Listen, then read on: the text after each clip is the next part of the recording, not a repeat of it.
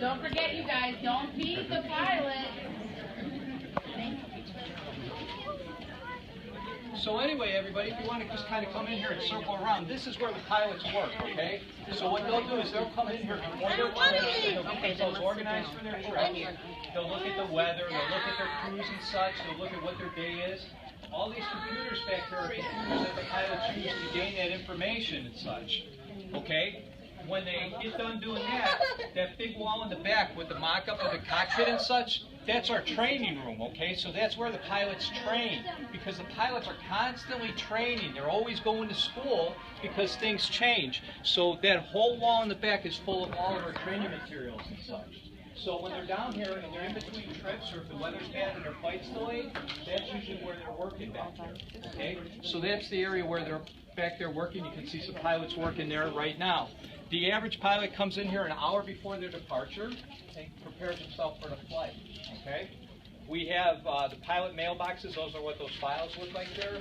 We take and we stuff those mailboxes full of information for the pilots to take and read on their flights and such. So they're always the most up-to-date pilots in the industry, okay?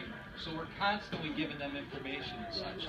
A pilot spends a long time before he gets to Southwest Airlines working in other careers in aviation and such. So some of them come from the military, some of them come from other civilian airlines and such.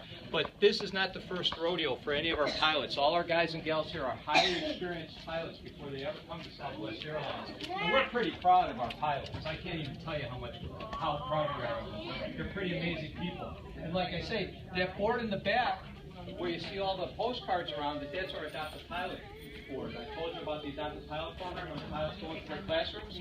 That's where they put up the pictures because they're so proud of the classes that they go in and teach. Now, one other thing about the adopted pilot program, you see this tie I'm wearing? Okay, this tie was produced by a student in the 5th grade.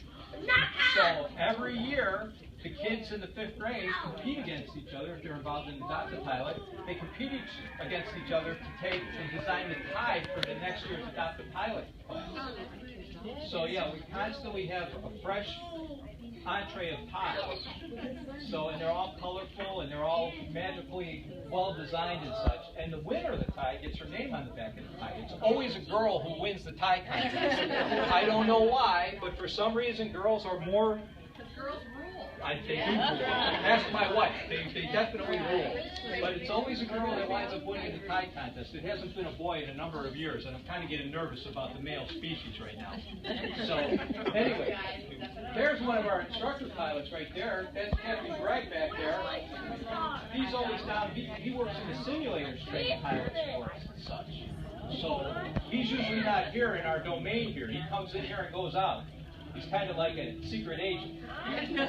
So he's always working though. So, but a lot of times he's down there in Dallas and he's training pilots in the simulators. We do all the emergencies in the simulators because they're too dangerous to do in the airplane and it's too expensive to do in the airplane.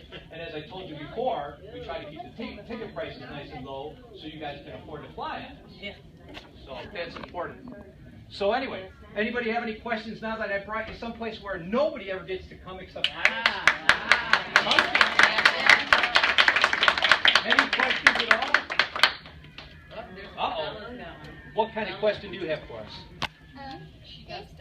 I've never been to this place before. Yeah, well, that's why I wanted to bring you down here. See, if you guys would have told me you guys were coming and I had more notice, I could have got you into all kinds of crazy places, okay? Because I like to push the edge of the envelope in life, right? Yeah, you got to dream big, right? Dream big. Big dreams, right? That's what they said. Yeah. Don't let anybody put any obstacles in your way, guys. So, anyway, I'm going to go into my office. See how my office looks like a cage there? It's got glass around it and stuff. That's where my office is, because normally I'm here managing the pilots and such. So I'm usually back behind the glass. So I feel like a fish in a fishbowl 9 times out of 10.